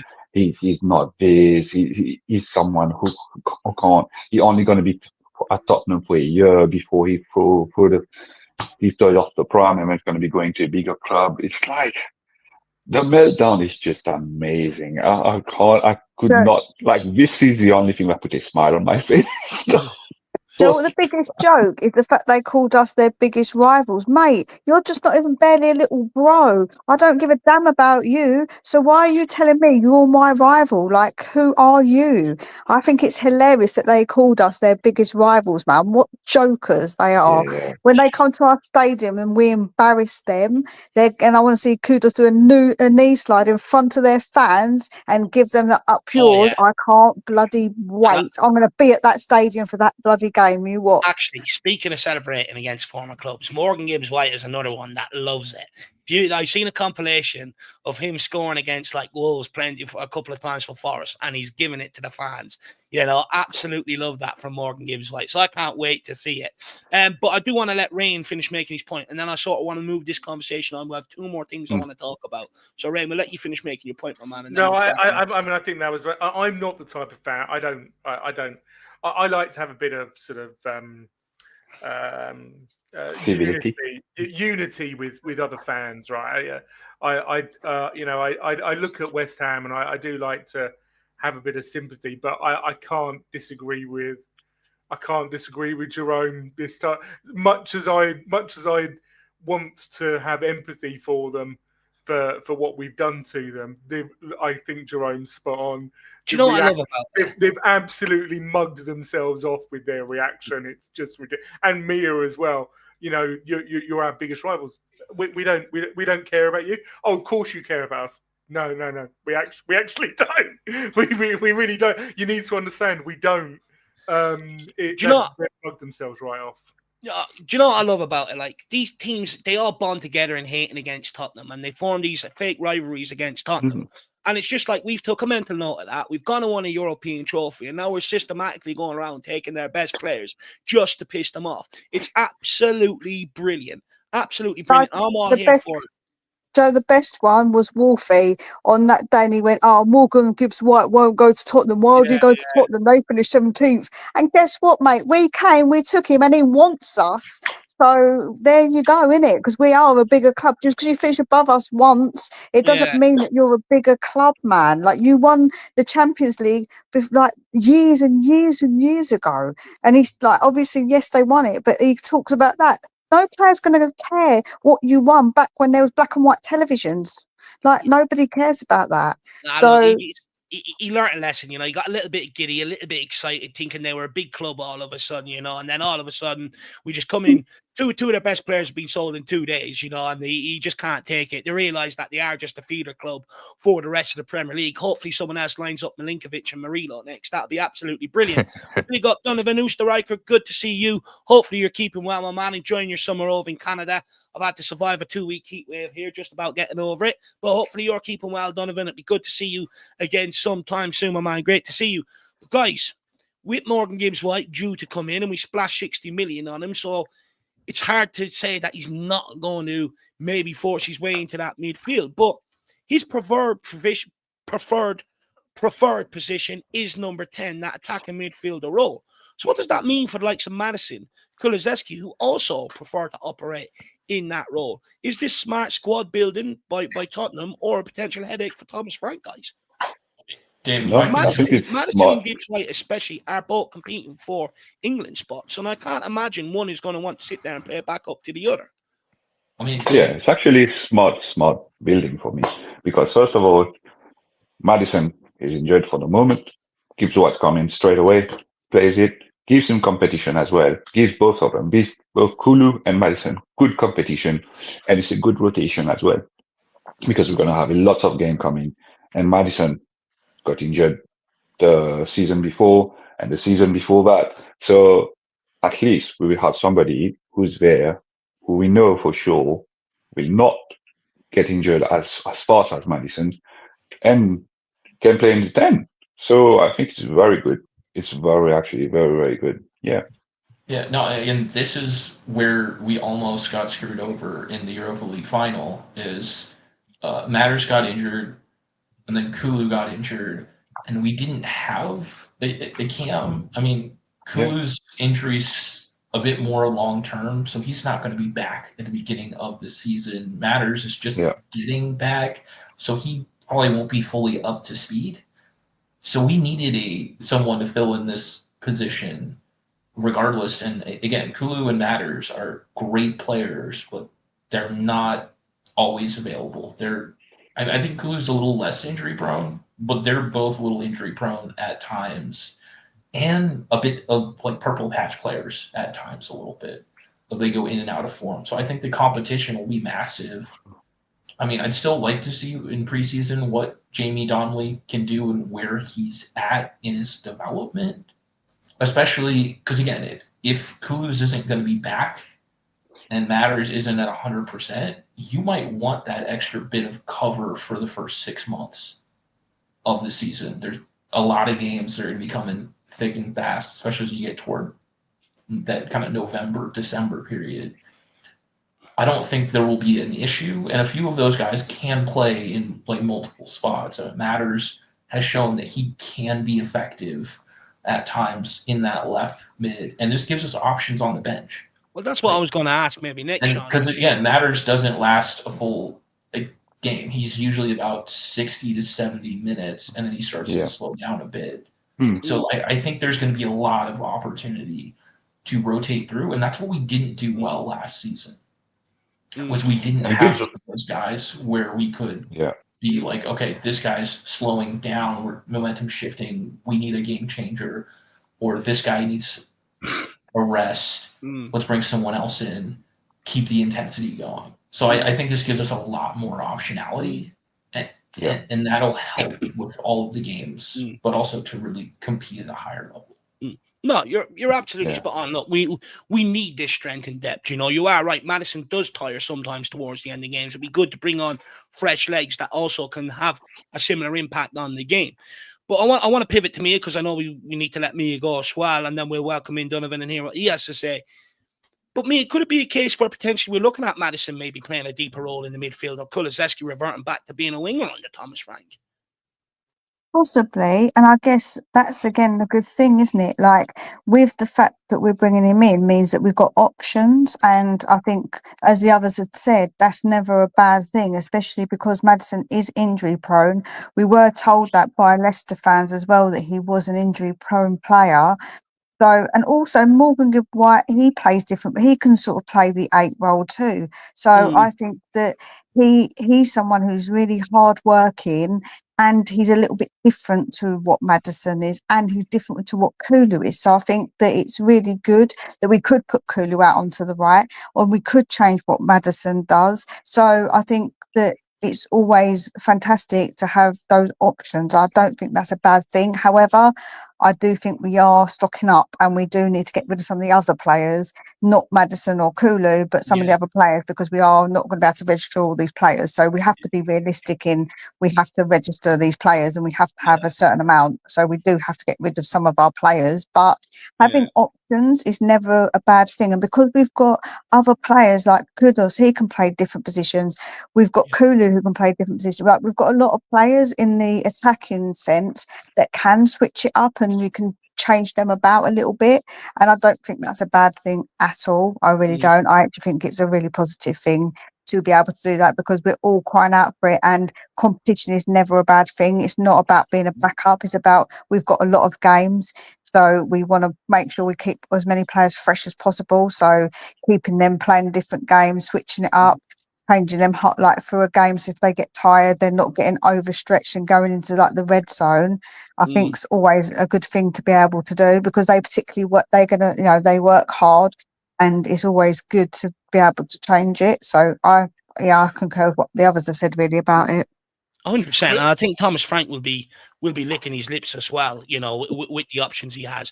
Because, you know, one thing that, you know, has pissed me off down the years, you look at other teams' benches compared to Tottenham's, and you're sort of, this player could change a game, but you don't look at that player and go, bring him on, he'll change a game. And I think with the squad that we're trying to acquire, you will get to that point where you look at the bench and you can start doing different things, because it was something aimed at Ange, it was something aimed at Conte, something aimed at Jose as well. And it's sort of like, for saying the 3 guys, maybe it's a case where they don't actually have the options to change off the bench, you know. And to be honest with you, a lot of times they didn't. When they did make substitutions, a lot of times they ended up being underwhelming and not changing the game we like. So it's good that we are getting to this point where I can look at the bench and I can see maybe a Maddison or a Kulu or that on the bench. Go, get him on, he has a chance of changing this game. So it's a good place to get to. But Mia, before we're going to let you plug your channel, So what's coming up? Do you know what? I've tried not to oversaturate with too many videos because my opinion is just going to get boring because I'm just going to say the same thing over and over. But if you just put a notification bell on, if you do subscribe, which I'd really appreciate, then you'll know when I do videos. I try and keep it a little bit different as well. So I do like a 2-minute video without me. My face is just like pictures and videos and stuff to try and keep it a bit creative because like again always just me sitting in front of the screen and talking at people, like it can get a bit boring, so I try and keep it a bit creative. Trying to freshen it up. Fair play to you. And people, make sure you get across to Mia's channel, Tottenham's Lone Wolf. Make sure you get across there, smash that subscribe button. Like she said, quick content, so it's easy for you to consume throughout the days. There's no excuse for you not to consume it. Mia, thank you very much for your time, and we'll speak again Thank you soon. for having me. Yeah, we'll speak to you all soon. Take care, everyone. Have a good See one. you, Take care. Have a Bye. good night, Mia. Have a good night, Same Mia. here. We were going to bring in Donovan, but he's gone, and I was going to welcome him by DB's comment saying, as he just got back from a Beyonce concert. I have to say, I do like that. I do like the hat. Maybe he's been watching that cowboy program that everybody loves. Can't remember the name of it now. Then does anybody just quickly know the answer to this? It's a good question. He says, PSG's Neves got a red card against Chelsea in the Club World Cup final. Does that mean he misses the Super Cup? Does anyone know the answer? Surely they're different competitions because one's UEFA No, and different one's competition. FIFA. Yeah. Yeah, Yeah. because one's UEFA and the other one's FIFA. Yeah, I was Different. gonna say, I Hey, think and it's like- UEFA and FIFA hate each other. I think it's like the Prem suspensions not counting against like the Champions League and Europa League Yeah, stuff from yeah. last season. It seems very much unlikely. Again, had he gotten in like the Champions League final, then maybe you would be wondering. But I think it's entirely separate. Yeah. And I guess with PSG now, it's like if we play like Chelsea played against PSG, we might have a chance of beating them because the way they are like attacking a lot, it's like they do leave holes, and Chelsea has exploited those holes perfectly. So if we do the same, I guess we have a chance of winning as well. Maybe 1-0 or something, but we just have to be defensively very good. But we just have to see how it goes. I'm just reading Football London's article here by Alistair Gold, and he reckons it's not going to have a knock-on impact for the Super Cup. Nah, So I think Jack was correct on there. So there, our King Huddle, according to Football London, it won't have any impact whatsoever on the Super Cup. Guys, anyone else want to talk about the Maddison and Kulu and Gibbs-White situation at number 10? Go on, Ryan. Yeah, I do, because I think we there's a lot of people who've been talking about us getting a 6, and I just think we need to. It's easy to say we need a 6, but the reality is, we don't really need a 6. What we need is somebody who can play that position really, really effectively, really, really well, but they need to be tactically adept. In the game, you might not just want to bring on somebody who can play 10. You may want somebody like Morgan Gibbs-White to step up, and he was playing 8. And no, mate, I want you now to push all the way up. I want you to play to push further up the field, play as that 10, and be absolutely tactically comfortable that you can play in that position. The same that we have with Kulu, the amount of times that he picks the ball up when he's playing centrally and then he drifts out wide. Why? Because he's so comfortable playing out there. Another, having these players, you don't want jack of all trades, but you certainly want players who are like masters of 2. And another good example of a player who gives us this kind of, and will give Frank this type of tactical flexibility is, forgive me, is Archie Gray, right? We know that he's apparently can play CDM, but we've never really seen it done effectively. But we do know that he can certainly play right back. And if Frank can get into him and make him an effective CDM, maybe not our first choice, but certainly somebody who can, provide that role in the squad. Then having that player who can play both CDM and right back effectively gives us such depth in our squad. So the way that I think of it is when you think of a player, I think of their heat map. And their heat map is never he just does this little circle in the 6 or this little circle in the 8. It's all over. Where does the player like to go? Morgan Gibbs-White is an 8-10, and he likes to play, and he gets up into the inside right. And I'm all in on it. I think I have to whisper a slight disagreement. Jerome, let me get this one. I'll let you jump in next. I think you have some of the same points. Again, I think the problem is we don't have anyone that specializes in that 6 as one of their 2 parts. Bentancur is okay, but we don't have someone who's lights out, who can fly into tackles, and can really break up play in that 6. And again, honestly, you want someone like that to teach Archie Gray how to do that in the future. So again, I don't think that we know exactly how we're going to set up, but we don't have that kind of defensive kind of general that acts more like a Hoiberg did when he was here. I agree you don't want someone with no other skill set, but I don't think we have anyone whose first or best skill set is the defensive aspects. That's where, again, if you can get in Polina on a reasonable deal for a few years to even just play 6 a bit and mentor Archie Gray, or like a Douglas Luiz, I don't actually know what he's been playing lately, but again, you want someone like a Polina who's got that defensive acumen, who can kind of teach him positionally in other parts how to play that and can break up play, especially against some of those teams where we're really going to be kind of back against the wall. Like when you're playing on Man City or someone, you want that little bit of extra cushion. So I don't think we have that player that is lights out at that position, which is what I want. I hear you, Sean. I hear you. For me, Paulinia is far too much of a single role player. Now, with the other options, though, Rain, is it not good to also have that option in there? Like, you've got Gibbs-White who can do a bit of both. Madison is showing he can do a bit of both, but still is more of a passer. Papa Massar can go around, break up play and stuff like that.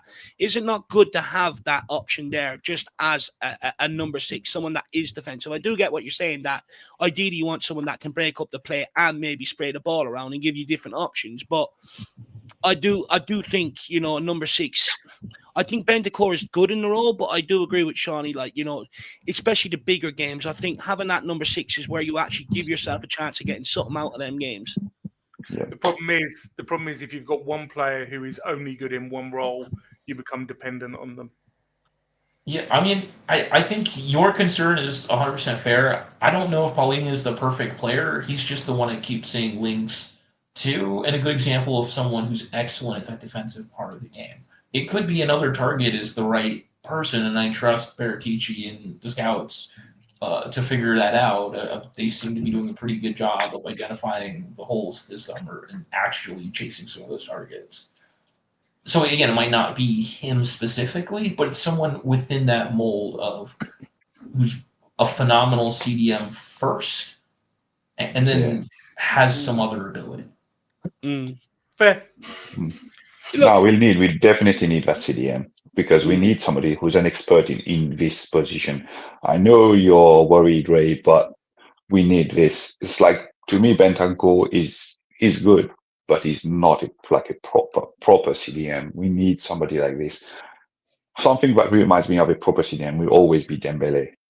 Dembele is someone who flies in tackle, but he's an amazing dribbler. He can pass the ball accurately. So that's the kind of DM that we need.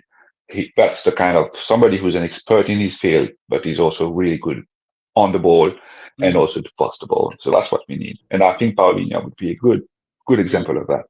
I'd love him. I remember him against Tottenham. Every time he came up against him, his whole job was just pull Tottenham down. And he's a monster. He evaded yellow cards up until like 89, 90 minutes every time he done it, and he could have like 10 fouls on the fucking books. He's a genius at it.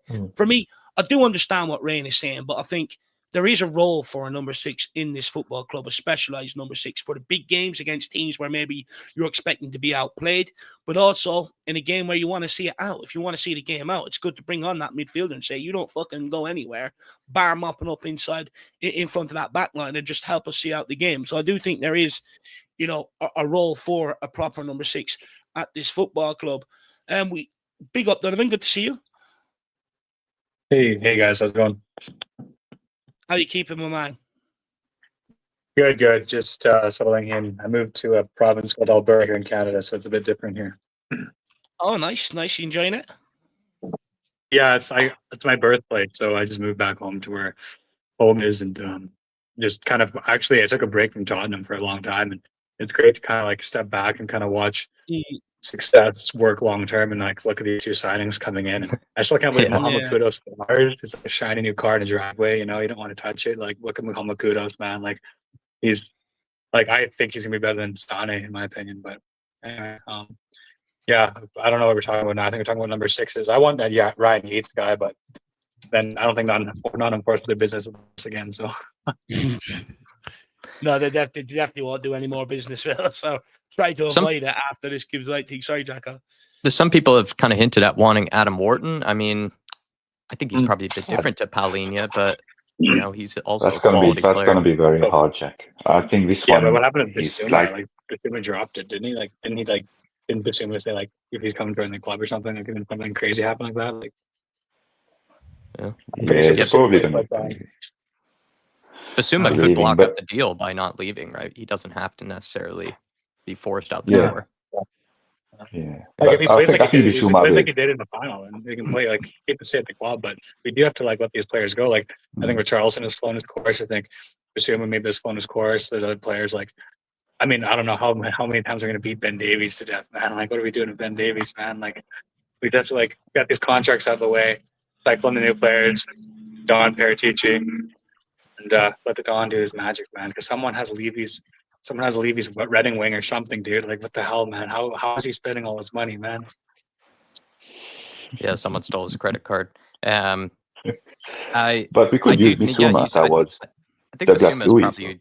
If Bissouma doesn't go, I don't think we signed a number 6. To be honest, I think that's how it probably will work. It's just too many people on the books at the minute. So Bissouma has to go, and for us to. But I think Bissouma really likes it here as much as maybe we kind of all want him out of here. He seems like a guy who's grown pretty comfortable. The thing about him is he's like all the coaches say, he can't have his head in the game for too long.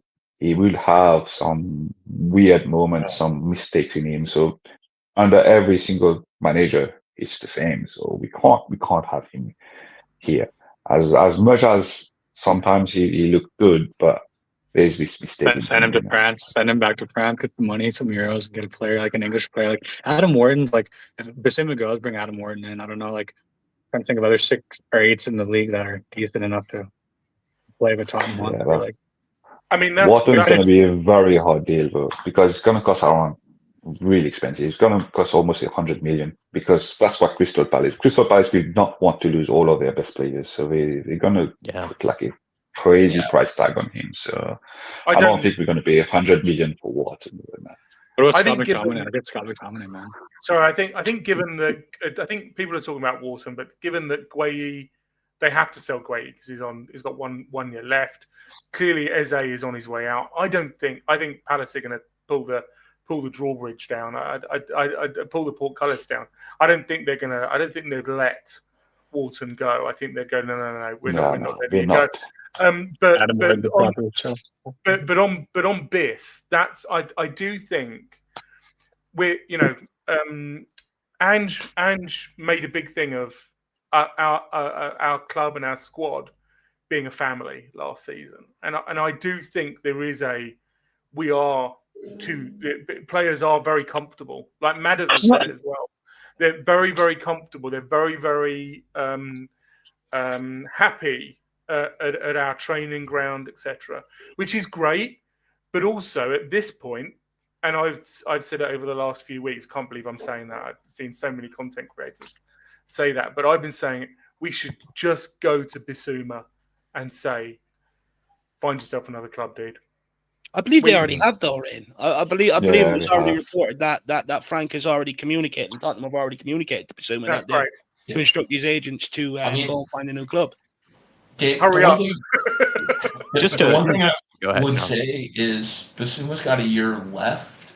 You could bring someone in on loan for a year. You might have to pay a little bit, and just tell Basuma you're going to play with the U21s if you don't leave, and just tell It's a him World Cup year. and A kind of lot of these players will not want to sit around on the no, bench. but I think you just have to make that clear. And again, like the 6 right now, if the best option isn't available, a 1-year loan type deal of something on a temporary basis is fine. I don't actually think the perfect option is on the market. So it might be that maybe that's the position you bring a temp solution in and you work out next summer. I just think the club should be smart and just bring in their players and then turn on the players that don't want. Look, World Cup year, what do you want to do? And I think you'll find most players will instruct their agent to get them a move. And I think we can actually use that to our advantage this year. Whereas when there's no World Cup year, sometimes a player can go, do you know what? I'll sit here, I'll bide my time. World Cup year, they're in a rush to get out and play because they're up against other people for their position. And if they're not playing, then they're more than likely not going to the World Cup. So I think Spurs should be using that in their favour this year, actually. And Well, surely Mali are not going to the World Cup. Have Mali ever gone to the World Cup? Maybe they're not, but Richarlison is. Oh, yeah. Zulu. Charleston is, yeah, that's a good point. And Go ahead. And Biss has been dropped out of the international team a couple of times. If he wants to be in the international team, I will just say on Richie, I did watch the Tottenham training videos, and he was there. He was putting the goals in. I love a bit of Richarlison. If he can stay fit, I still If Richarlison can stay fit, I don't mind him staying though. It's like Richarlison. He is someone that's like give his all. It's like he's not very good at the front, but on the wing, he plays all right. He's okay. So I don't mind Richarlison. Even if he decides to stay, I don't mind him. I think the majority of the fan base seems to have a softer spot for Richarlison than they do Basuma. Just to quickly play devil's advocate, I actually would like to sell Basuma, but just to play devil's advocate, you could argue that he does have technically the qualities that we're all talking about and what we want in number 6. Like Basuma's probably best attribute is he can break up play. He does get stuck in. He knows how to put a foot in. He reads the game. On his day, he reads the game well in defensive sort of manner. And then he has what Jerome was talking about, that ability to carry the ball. I wouldn't say he's the best passer of the ball, but he is a good ball carrier and kind of getting out of danger areas. So like on his day, he does possess a lot of the qualities that we're all talking about, and what we want. Yeah. In this You said it yourself, Jack. On his day, his Yeah. day Just playing is devil's too advocate. infrequent. And again, we've had him here for like 5 years or something. 3 different managers. All the managers have found that he's not reliable long term. For me, you can bring him in for a game, and sometimes he has a great game, but you can't rely on him game after game. He's not that player that I would put in there when you're trying to hold out this lead, saying close this out, because half the time you're going to expect him. He's going to make a mistake, and he's going to cost it to you. That's not the reliability that we want specifically in that role. Also, with my CDM, to be honest with you, I don't really want him carrying the ball out. The CDM's job should be simple. Win the ball, lay it off. If you've got a better passing range than being able to lay it off, absolutely perfect. I don't want my CDM carrying that ball out. Dribbling it too much. What it does then, if he gets that taken off him, he's left a big gaping hole in front of the centre-backs for the opposition to run into, and they can either shoot from distance or centre-back jumps out. The space is there for them to play in behind. They're in on your goal. I don't want my CDM running out from that position. And to be honest with you, I just think I think when I look at his role at Tottenham, it's the class clown. Out on balloons, getting sent off, giving away penalties, giving away stupid passes in games. All these dancing videos and everything else that are coming out and all this bullshit. DJ. Huh? Even in the training video, Yeah, I season. overheard Basuma laughing like the whole time. Like you could hear him in the background. He's always just kind of joking around, you know, like having a good time. I found that very funny about the training videos is that you can hear him in the background when like you're seeing a guy like really trying to push himself, you know, on some of those strength training videos they were debuting. You could hear Basuma laughing in like multiple different cuts, you know, just in the background. The guy is just sort of feel good vibes, you know, sort of person. He's just, you know, yeah, I don't know. He just strikes me as a bit of a clown. And the Yeah, longer it's a bit he like stays, an the more I'm Ndombele airing. character.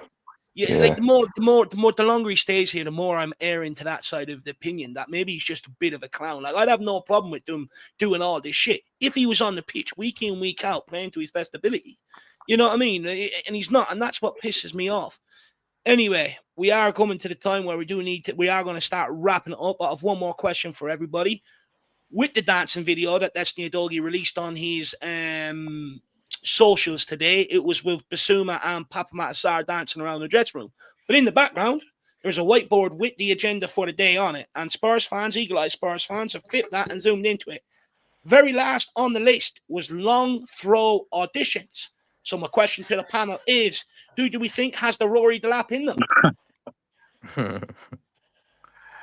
Probably Pedro Porro, to be honest. You see his new haircut. You see how freaking deadly that guy looks, blonde and lean and mean, Spanish machine. Line him up, give him a 20-yard run, and see how far that guy can throw the ball, man. He does do a lot of working out, Poro. Well, you see him whipping that medicine ball, and like no provocation. Nobody asked him to do it. He's in his backyard throwing this medicine ball at the freaking wall, man. Like that guy's out there, like trying to do something, man. You would think Udogie would be good at it. You would think Udogie is huge, you know, he's bigger than most fullbacks and he's built. You would think he would be good at it, but imagine Basuma came out with the longest throw and Frank kept the then then he keeps longest something, Dave. Mickey Van der Ven, I think, would have a good one. I don't know. He just seems like that weird athletic guy. That he's athletic. Athletic shit. You know what I mean? Well, physics of that. Sometimes center backs are the ones to do it as well. Like I think like Ben Mee or or some other guy, you know, would do it for Brentford. I think it was that Swedish center back they have would do it for them. If Kulu was healthy, I think he feels like the type of guy that would get that down. I could almost see Sarr or Archie Gray kind of incorporating Sarr's got long angly arms, to be fair, into their game. Again, they seem like the type of players that would be eager to kind of pick up a skill like that and really spend the time kind of practicing. Kulu likes basketball, doesn't he? Actually, isn't he a big fan of basketball? I think it could see Sarr or Gray. I think Gray seems like potentially someone who could pick that up pretty quick. I think you're all sleeping on my boy Jed. You don't realize the first time that I properly saw him running down the touchline, warming up. It's like, geez, you were spitting, eh? He's like 6'2". He's really tall. Right, that's a good shout. I was sleeping on that. and also he could use his Jed powers to make sure the ball stayed in the air for a little bit. I think a positive about Thomas Frank versus Ange, though, is like you really think about it. Like we were pretty terrible from set pieces, you know, when we were under Ange. Like we never tried anything. Even when we did try something, it looked like they didn't actually know what they were doing. It felt like as well from even set pieces, you know, there wasn't really much of, you know, a clue of any sort of real tactic. Throw-ins, we always just tried to throw it in immediately. Just ironically, Jack, wasn't our first goal, okay, this is so ironic the way the world works, wasn't our first goal in the Ange Postecoglou era a set piece header against Brentford, Thomas Frank's Brentford? Like that's crazy. Like maybe. No, I think the first goal was Emerson. I think the first goal was like Emerson or something at the top. It was Romero's header, and then Romero got sent off for an injury that he didn't have because like he got sent off right after scoring that goal, and then Emerson did score that second goal for the brace. But yeah, I don't know. Just a new leader. It's interesting to see how Thomas Frank's going to play, right? Because German style, Denmark style, right? That Danish brain, like see how he plays, and his teams are meticulously hard to break down, and we have a really good backline and all the midfielders, right? So adding Morgan Gibbs-White is just like, I don't know, another tool to our arsenal. So totally. We play more conservative, but if we can hit him on the break and I don't know. We're looking at Visa too. Like we're not even done spending money this window yet. It's quite exciting to think about. So that's why I'm getting excited for this season, because Thomas Frank will bring the defensive side, the set pieces, the bread and butter and the basics, to defending. And we've gone out and strengthened the attacking players he has to work with. So that's why I think, this could work. Don't want to speak too soon, but I'm going to give it every opportunity. But guys, we are going to start wrapping up here. So what we'll do is we'll go around the houses. We'll give everybody, their last say or anything they want to end off on. And then we will call it an evening. Big week ahead. So, Shawnee, we'll start with you. Go around the panel. And any last comments? Just that I'm getting excited for the season. I actually scared you thinking that the game would start, or that we were starting up last Saturday. But again, we'll have Spurs to watch, and that's all we want is just to sit there and watch our team. I think we're moving in the right direction. I think we'll be competitive. So now it's just about what players really step up. I think there's a lot of potential players that might need to be moved on. So let's see who is ready to fight. Come on, you Spurs. Love that. Ryan, whatever. People are starting to call you Ryan lately, but Rain, anything you want to end off on, my man? It's Rain. It's not Ryan. I'm so excited. There's so much to be excited about. The whole Kudus, then Morgan Gibbs-White, which I hope let's just get it. Let's just get it done. Stop messing about. Just get it done. And not us messing about. We've got the Reading game coming up, which would just be great just to get some football going again. It's mad, isn't it? The Club World Cup is literally just finished, and now we're starting pre-season. It's the whole football calendar is. I just wonder, will some of them teams at the Club World Championship suffer a bit of a hangover in the Champions League when the games come in thick and fast? And is that something maybe teams like Tottenham could maybe capitalize on? Be interesting. I think you raise a great point there, because it will have an impact somewhere, whether they finish the season shit or something. It is going to have an impact. Jerome, but the off pitch stuff as well is just mind blowing. There's so much going on at our club right now, and it all feels positive. Sometimes I just wish they'd space it out over the summer rather than everything just come at once, because that's what it feels like. Everything just come at once. Yeah. If they could just space it out over the summer, it'd be more beneficial towards myself and Jack. So if there's anyone listening from inside the club, please get on to them and start spacing this shit out over the course of the whole summer. Jerome, any last words, my man? Yeah. Look, with the season, we'll see how things gonna go. We are showing ambition, which is good. With Gibbs-White, Kudus, especially Kudus. We love the Kudus one. Can't wait to see. Yeah, I can't wait to see. I can't wait to see him show what he's got under us. But we still need more. We still need more to compete. I think we still need more. We need the DM. We need that left back. We need those players for us to really compete, because the top teams, they are definitely busting, and it's going to be a very hard season. So to me, it's we need more, but we'll see. So far we've shown ambition, but we will see how things go after the summer. See. I do agree with you. I think it'd be disappointed if we sort of pulled the reins back in now. Look, according to reports, Tottenham are still going to keep going. They're still pressing the market for more players, which is good to hear. But I agree with you. I'm fed up of going to a manager. But I know we only gave you one player there and he's out injured or is suspended. But make it work. I'm fucking sick of it. For me, let's start giving the managers a proper squad to work with so that he doesn't have to conjure up some Harry Potter magic or some witchcraft. You know what I mean? And you can just go, right, well, you're a left back, go in there. And decent option as well. So I agree with you. We've got to keep pressing on now while the momentum is with us, so we can give Thomas Frank every chance to succeed. Because I actually want to get to the point where I feel like I can just judge the manager, because I can go, well, you've got everything in place, so it's now down to how good you are, rather than trying to fix over a lot of Tottenham's fucking cracks. But big up, Jerome. Definitely agree with that. And last but not least, Donovan, good to see you back, my man.